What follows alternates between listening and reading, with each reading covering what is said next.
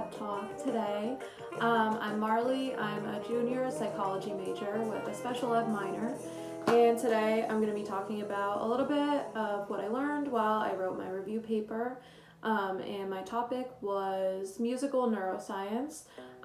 So I talked a lot about how music influences the brain and our thought processes and emotions and brain functioning and things like that. And I also thought it was kind of fitting to play some of my favorite kind of chill music in the background while I talk.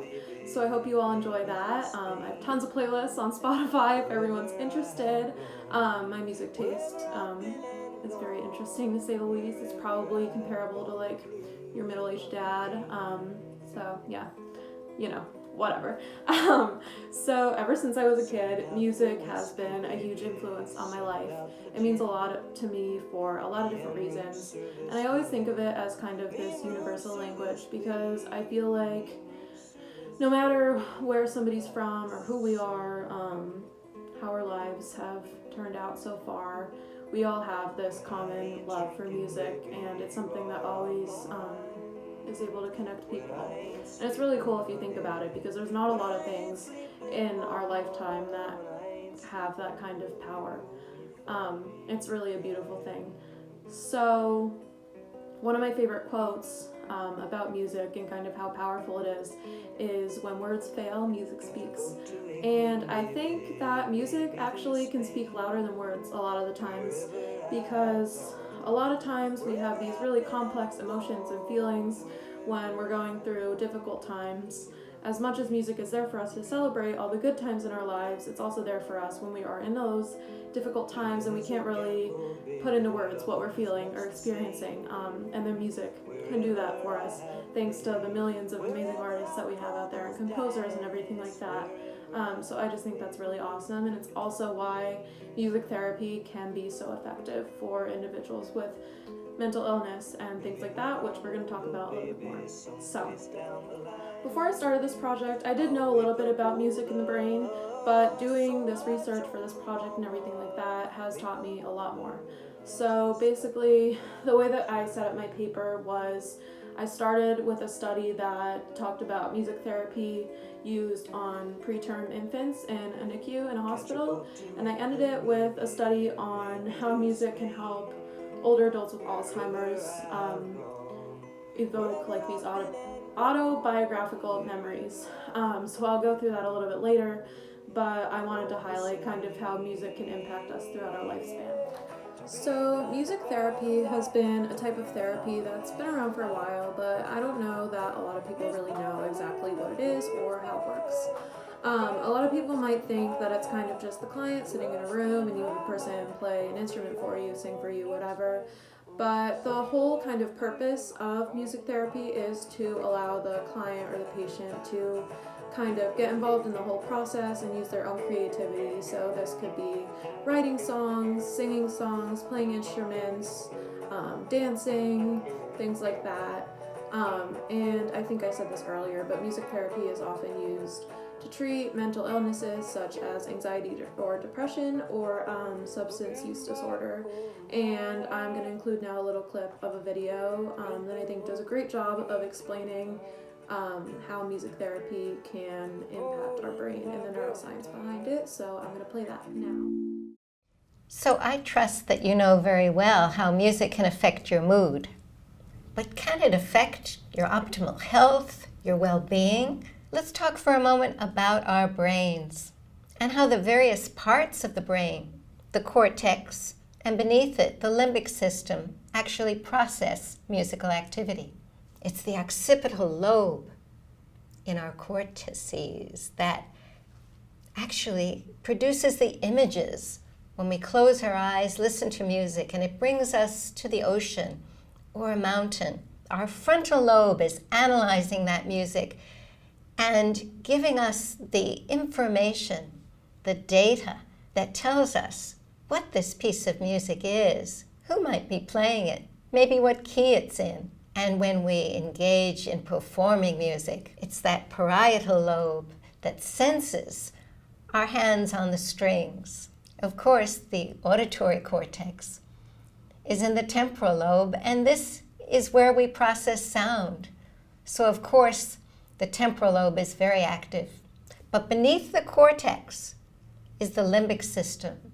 And that's the seat of our emotions, our memories, and the automatic reactions that we have that help us to breathe and to pace our heart.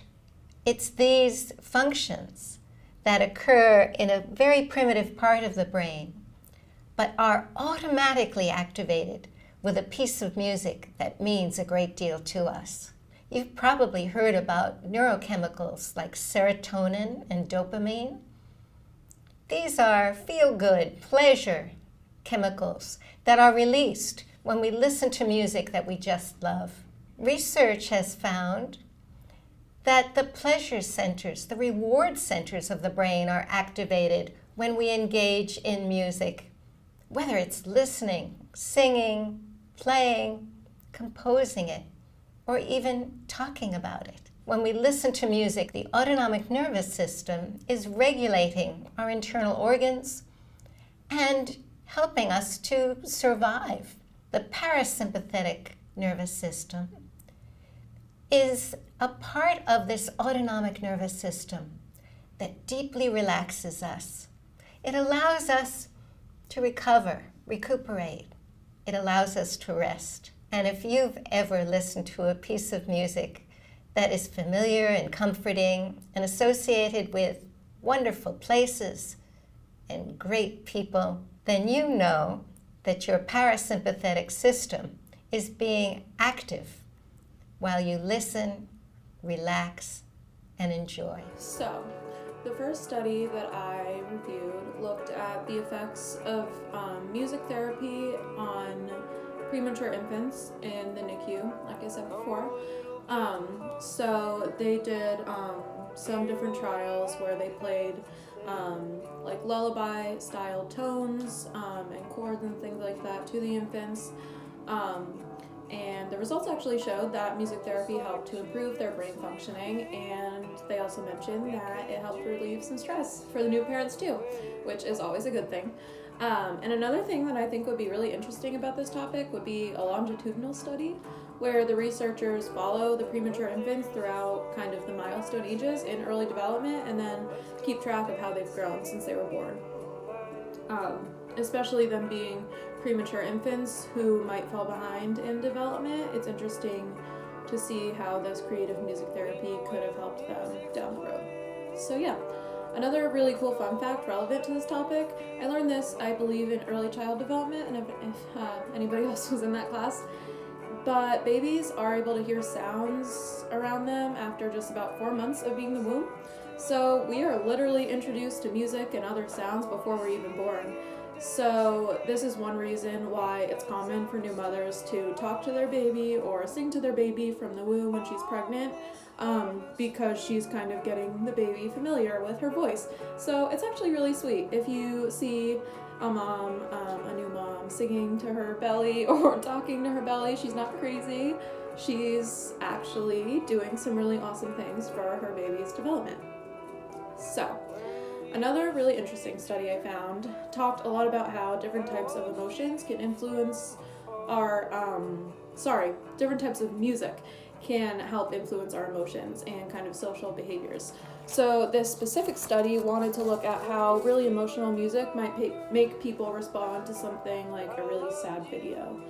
The main takeaway was that listening to emotional music and then watching a really sad video can influence us to have more empathy, more compassion, and a stronger desire to help others and engage in more pro-social behaviors.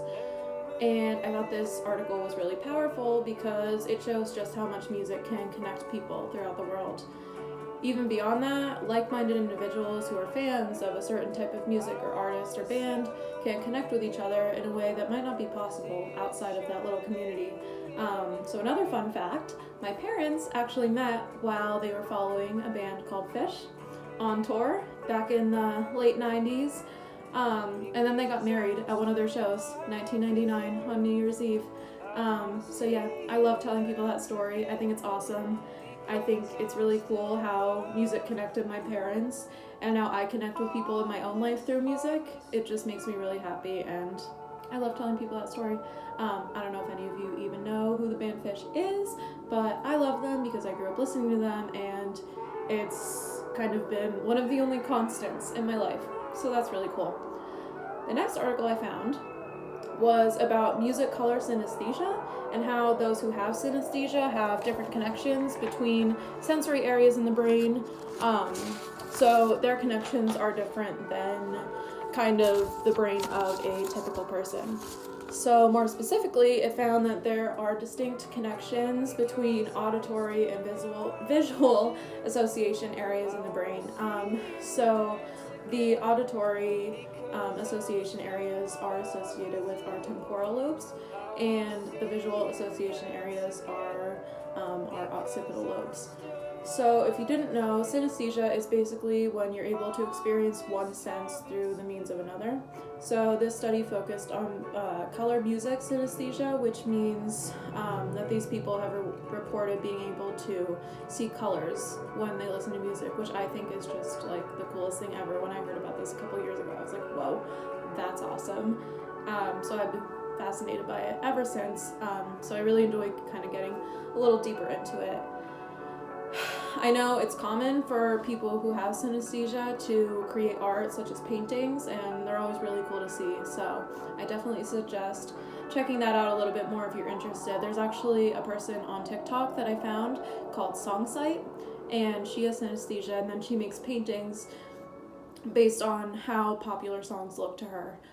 So if there's time at the end, maybe I can show you guys some of her videos or something like that. I'll be sure to let you guys know about her account. So yeah.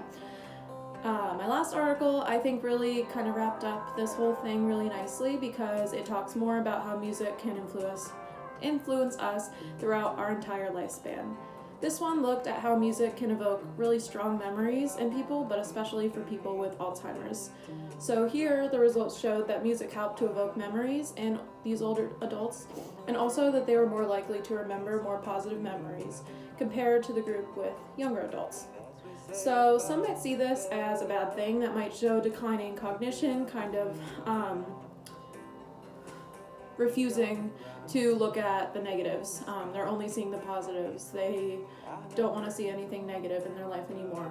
But the researchers seem to take this as a good sign. They say that this positivity effect might just be the one thing that stays with people with Alzheimer's, even when everything else is being stripped from them during this kind of debilitating disease.